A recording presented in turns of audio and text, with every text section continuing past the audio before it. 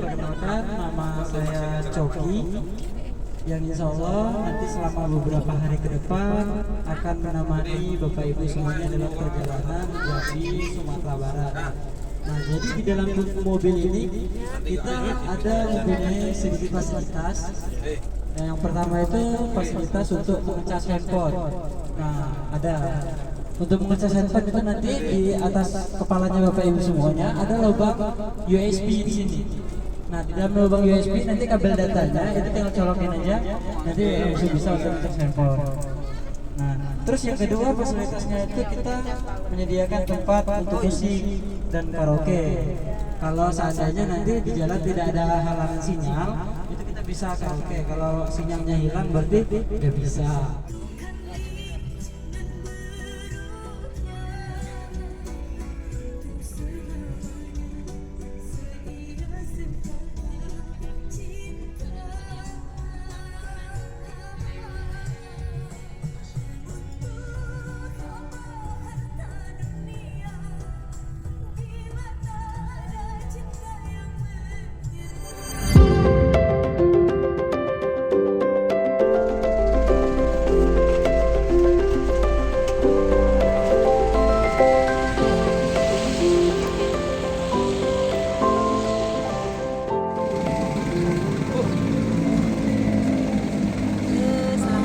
Alhamdulillah nih udah sampai di kecamatan apa tadi? Kota 11. Alhamdulillah udah ditunggu nih sama karyawannya.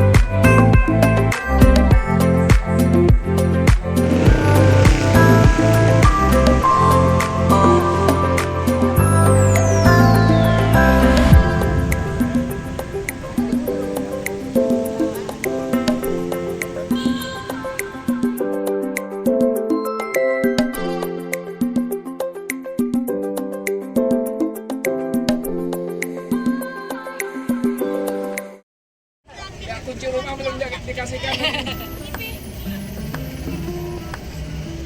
Nanti kan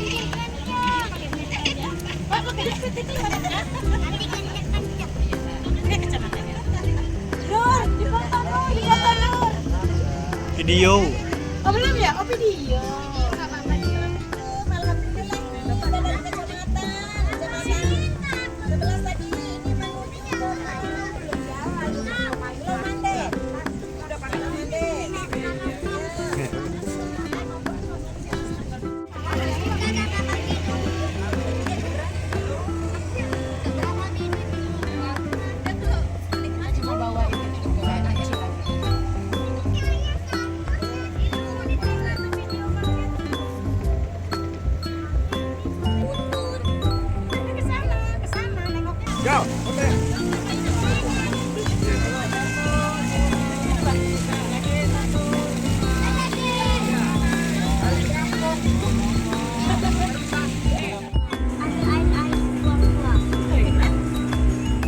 Siapa kita? Di mana kita? Romi Tour and Travel. Tepuk tangan buat kita semua.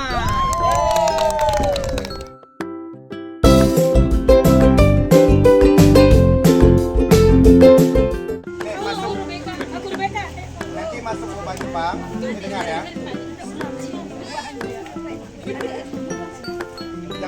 Jangan ludah sembarangan ya. Oke?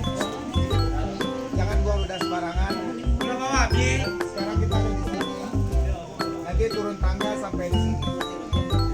Lubang Jepang ini yang buat ada yang pernah masuk sini.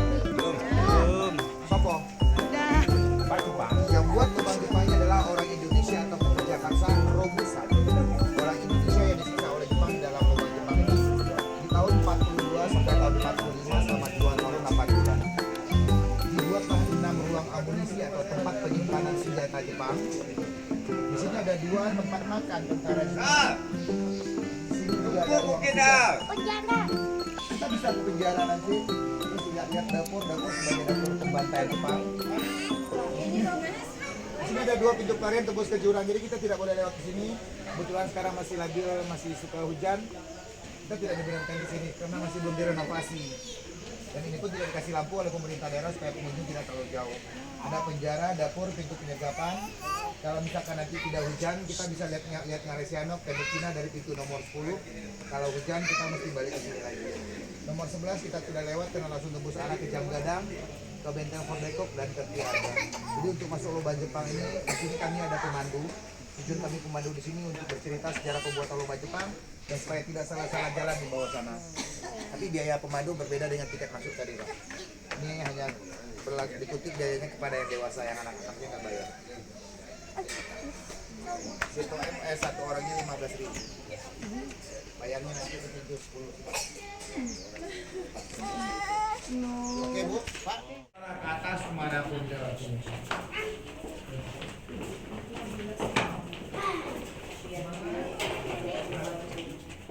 Dalam hitungan ketiga, 1, 2, 3.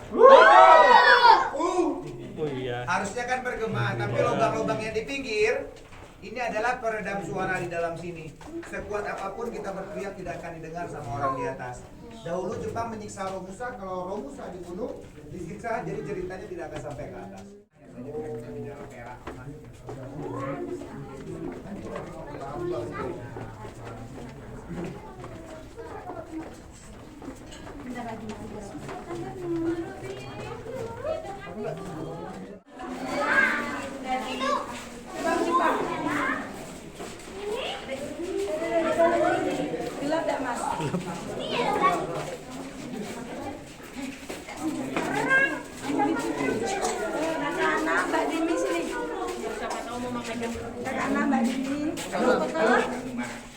Nunggu pemandunya lah, nunggu pemandunya. Kakak aja mas kayu ke ruang aja mas. Oke, kita stop dulu, Om cerita dulu. Kita di bawah tanah sekarang ada 40 meter. Lubang ini tahan dari getaran sekuat 400 sampai 500 TNT bom atom atau tahan dari gempa sekuat 8,5 skala. Lubang ini dibikin labirin atau saling tembus atau semacam jebakan. Yang tidak tahu seluk-beluk jalan di dalam ini akan berputar-putar di dalam sini. Lubang ini semua total panjang yang dijadikan objek wisata ada 5,5 kilo. Maka lubang Jepang ini juga tembus ke bawah Jam Gadang, ke Benteng Verdekuk dan ke Triarga. Kalau saja kita ke sana nanti ada jalur belok ke kiri, ada belok ke kanan sepanjang hampir 1,5 km, tidak ada buntunya. Lubang ini saling tembus semua. Lubang pertama 1 sampai orang ujung sana ada 6 di sebelah kanan dijadikan sebagai ruang penyimpanan peluru. Yang baru sekolah, amunisi adalah peluru.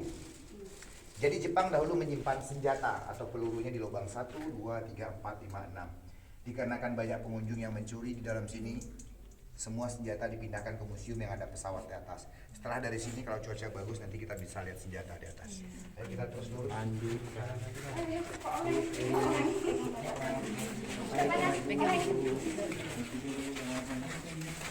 Ini senjata yang kedua.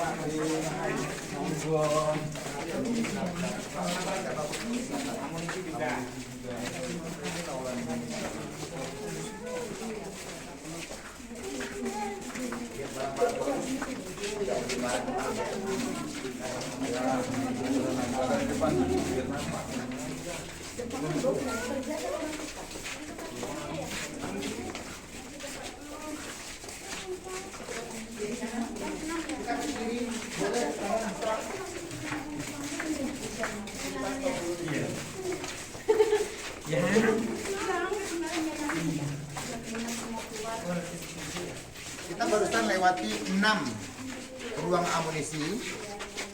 Kalau ke kiri om sana, sampai ujung sana tidak dikasih lampu lagi supaya tidak dilewati lagi. Masih ada 70 lagi. Ruang amunisi. Ruang amunisi, gudang, rumah sakit, dan ruang makan. Beberapa lorong ini berbeda fungsi, berbeda gunanya bagi Jepang. Lubang ini dibuat hanya dalam waktu 2 tahun 8 bulan oleh pekerja paksa orang Indonesia yang didatangkan dari luar Sumatera. Bahkan orang Sumatera dibuang oleh Jepang ke luar pulau. Orang dari luar pulau didatangkan ke sini supaya tidak saling berkomunikasi karena bahasa kita berbeda dengan orang luar pulau.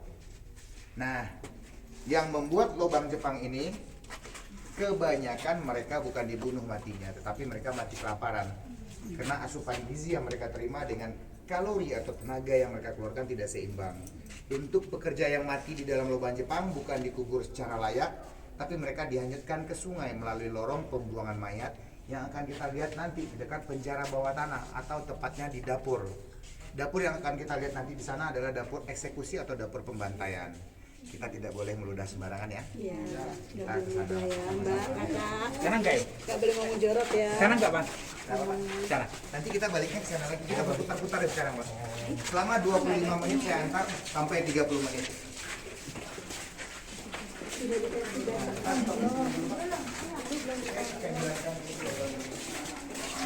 Ada yang dapat sinyal? Kita bisa meminta pertolongan kepada petugas yang ada di luar sana hanya melewati lubang sini kalau kita dalam keadaan emergensi. Di lubang sini kita berteriak, suara kita akan bergema. Lubang ini dijadikan oleh Jepang, lubang yang besar ini sebagai mikrofon, pengeras suara. Kalau kita dalam keadaan emergensi, kita berteriak, jarak 600 meter keluar sana suara kita terdengar oleh petugas yang di luar. Maka mereka akan jemput kita ke sini. Tetapi gema suara akan hilang di lubang yang berbentuk kotak segi 4. Lubang ini kan berbentuk setengah lingkaran. Suara kita bergema. Ke setiap lubang-lubang sini, ini setengah lingkaran. Gema suara kita ke lubang berikut. Tidak ke lubang yang berbentuk kotak segi 4. Berarti ayo kita lanjut. Nah, di sini langsung hilang dia, nggak ada gema lagi, nggak ada eko suara di sini. Tapi akan muncul. Halo. Nah, muncul eko itu adanya di lubang sini. Halo. Nah, lubang ini suara kita bergema.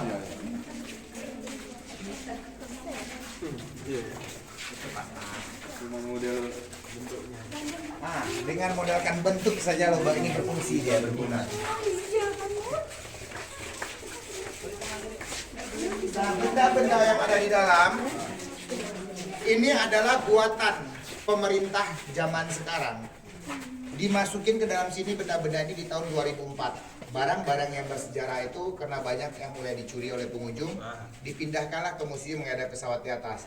Kalau guna lubang ini dulunya dijadikan sebagai barak militer atau kamar tidur tentara Jepang.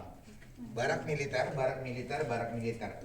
Fungsi dan kegunaan barak militer, tempat tidur, tempat penyiksaan budak perempuan. Jadi wanita yang dijadikan sebagai budak seks atau namanya geisha. Geisha adalah wanita yang dijadikan pelacur oleh Jepang, dulu disiksa di dalam sini. Wanita Indonesia lah yang disiksa oleh Jepang, tidak mengenal usia. Setiap perempuan, maukah itu anak-anak, remaja, tua, semua disiksa. Makanya buat kita yang zaman-zaman sekarang, anak-anak sekarang ini, rajin sholat, tidak boleh menangis, jangan melawan ke orang tua. Oke? Mari kita lanjut.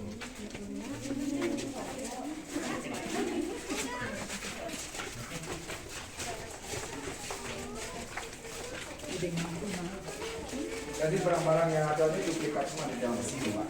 Nah, yang sekarang ini kan replikanya. Karena tiap orang ini kan membayi datang belakang ya. Dulu tuh senjata yang diambil sama bom.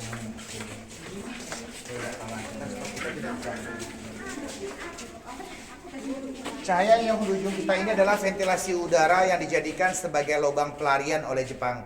Jepang melarikan diri di masa lalu karena Jepang bersembunyi atau bertahan dari tentara sekutu. Sekutu adalah negara Amerika, Belanda, Inggris, Portugis, beberapa negara. Jadi Jepang itu bersembunyi dari negara-negara yang melawan dia dahulunya. Lubang inilah yang dijadikan sebagai lubang untuk persembunyian. Fungsi lubang ini saat negara Jepang Hiroshima dan Nagasaki dibom atom oleh sekutu, lubang inilah yang dijadikan sebagai lubang pelarian untuk bunuh diri oleh Jepang. Karena Jepang tidak ingin ketahuan membuat lubang di bawah tanah. Nah, kita ke penjaranya lewat sini.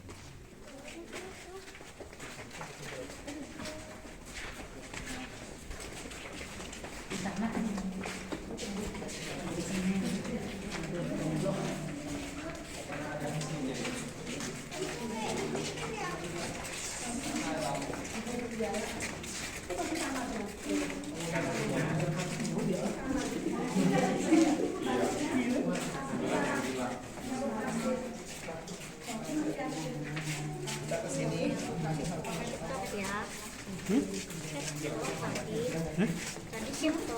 Oh iya.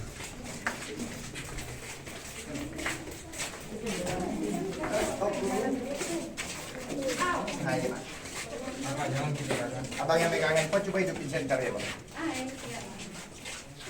Yang pegang handphone aja. Coba senter ini adalah kristal semua tuh, silika, perak, emas. Dulu sebelum disemen, ini kandungan mineral ini pirit, perak, silika suka dikikis pengunjung jadi rusak. Makanya disemen oleh pemerintah daerah yang kita lewati tadi. Hanya lubang ini kita bisa lihat original. Lubang ini dibikin secara manual, pakai pahat, linggis, cangkul dengan tenaga manusia. Tetapi sampai hingga sekarang tidak tahu kemana dibuang oleh Jepang tanah penggalian lubang ini. Masih rahasia. Jadi lubang ini ada jutaan kubik hasil dari penggalian lubang Jepang. Kalau saja tanah ini kita tumpuk, mungkin ada bekasnya satu bukit dan bahkan hingga satu menggunung. Karena panjang lubang Jepang ini ada 15,5 km di kota dan kabupaten. Kita di sebelah kiri ya jalannya.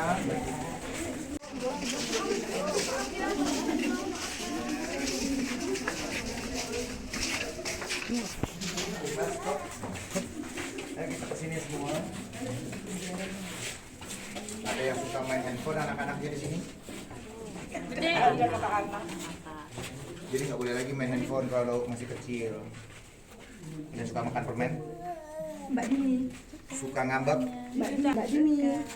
Nggak boleh lagi. Dahulu Jepang menyiksa orang Indonesia yang malas bekerja dalam penjara sini. Penjara ini awal atau aslinya sewaktu diketemukan panjangnya kurang lebih hampir 25 meter.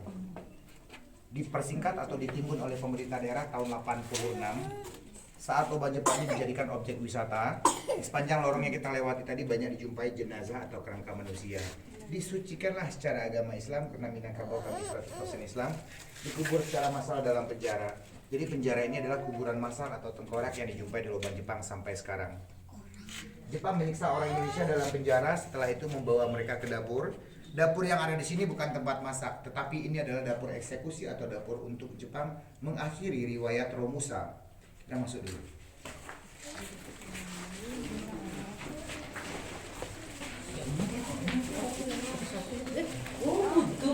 Buntu kita masuk semua.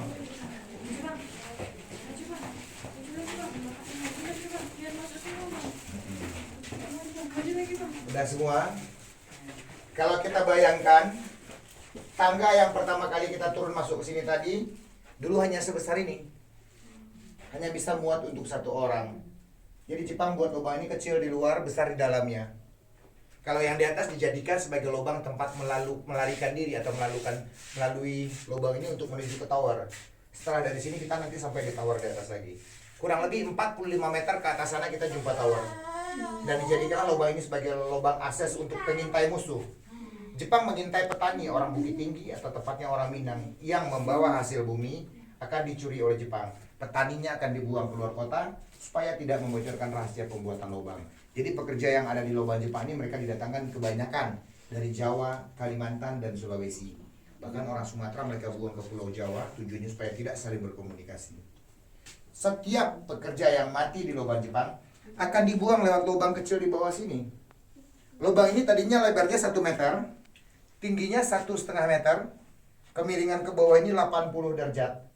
Apapun yang kita buang dari atas ini tembusnya ke sungai. Karena takut ada anak-anak yang jatuh, makanya dikecilkan oleh Pemda. Boleh pinjam handphone ini.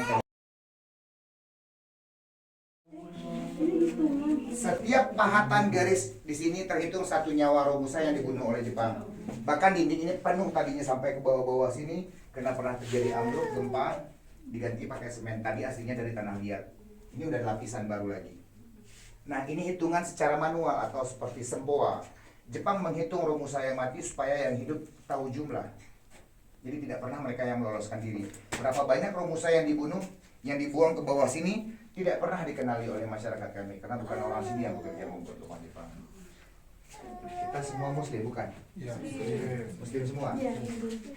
Kita menjelang ke sana. Yang bisa baca Al-Fatihah, kita baca Al-Fatihah ya kan? Kita ke sana ya.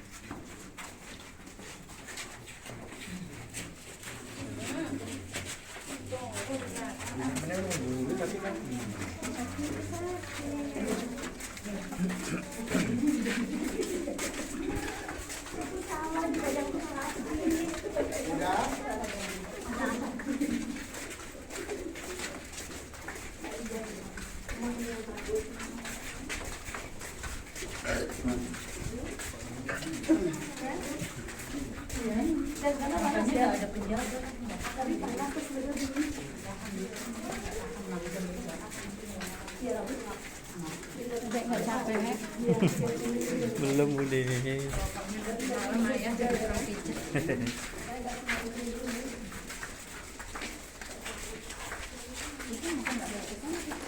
Tadi dari sana sudah.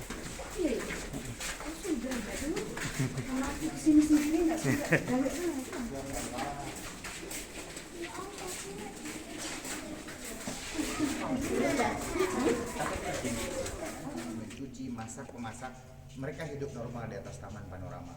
Tetapi Romusa yang telah masuk ke dalam sini atau pekerja yang masuk ke dalam lubang Jepang tidak pernah ada yang keluar. Mereka dahulunya diberikan obor atau lampu untuk menghangat di dalam ruangan. Kalau sekarang kita di dalam sini lebih dari 6 jam tidak bagus untuk kesehatan.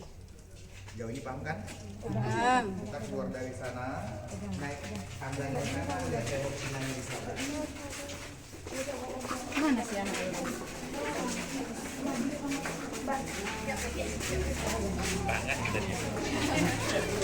Ah.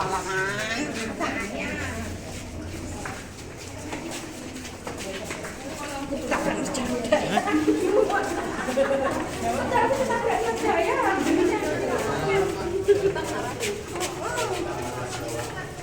keluar kan?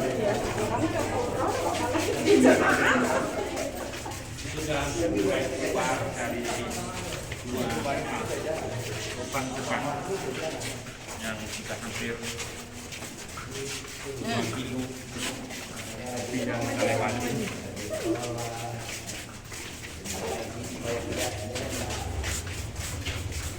Ada kali sepatumu. Pak, tadi seperti yang saya sampaikan, buat anak kecil tidak bisa bayar biaya 15.000. Mundur bunda. Yang nilai sejarahnya dan historinya. Mudah-mudahan ini rombongan semua sehat selalu. Amin. Rezeki. Amin. Panjang umurnya. Amin. Iya sudah ya lah, sudah keluar. Jadi om kursinya di kursi ini.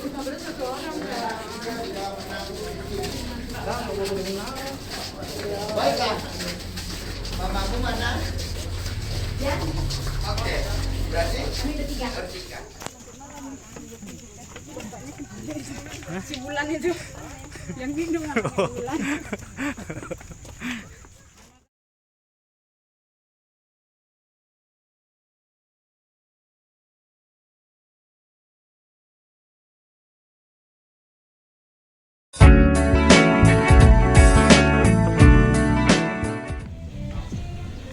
Assalamualaikum warahmatullahi wabarakatuh. Alhamdulillah pagi hari ini kita bersama dengan Kecamatan Barat Selatan berada di Danau Singkara.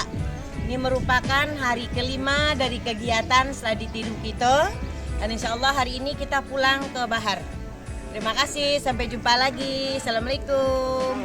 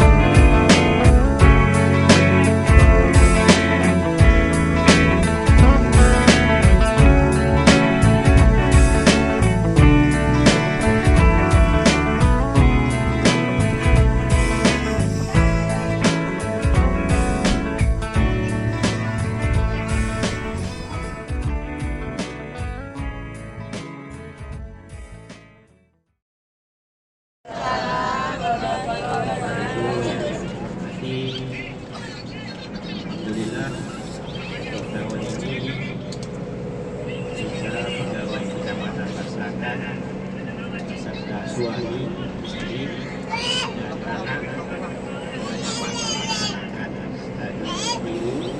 Kami mengucapkan terima kasih kepada semuanya atas kerjasamanya dapat melaksanakan kegiatan ini. Mudah-mudahan di tahun depan dapat melaksanakan kembali.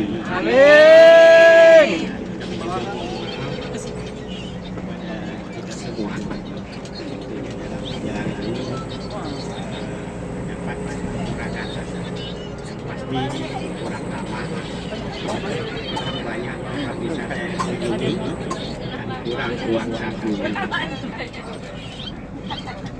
Kami juga kecamatan sudah biasa sih bercanda, bergurau, tapi mungkin dengan para suami dan istri mungkin ada tutur kata agak beda yang kurang berkenan. Jadi kami mohon maaf juga kami ucapkan terima kasih kepada Romi Tonabel yang kesempatan ini dibantu oleh Bang Coki.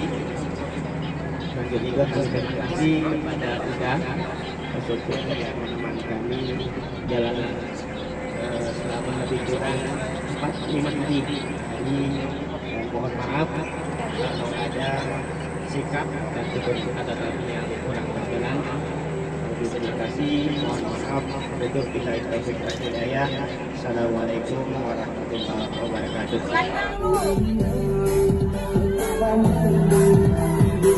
Bapak.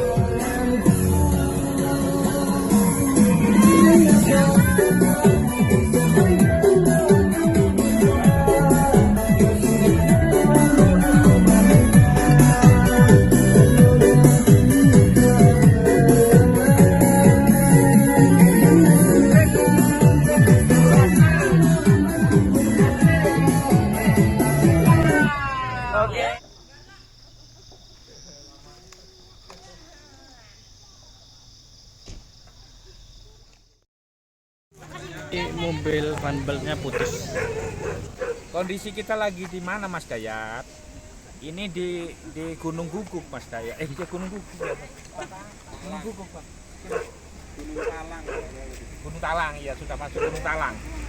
Sebentar lagi kita nyampe ke Gunung apa ya? Semeru dah Pak.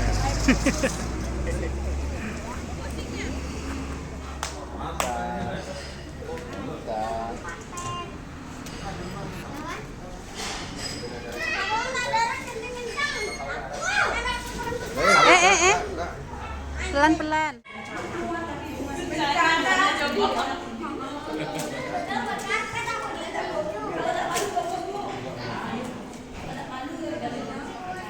Sate nggak ada padangnya tapi toko sate doang nggak ada padangnya.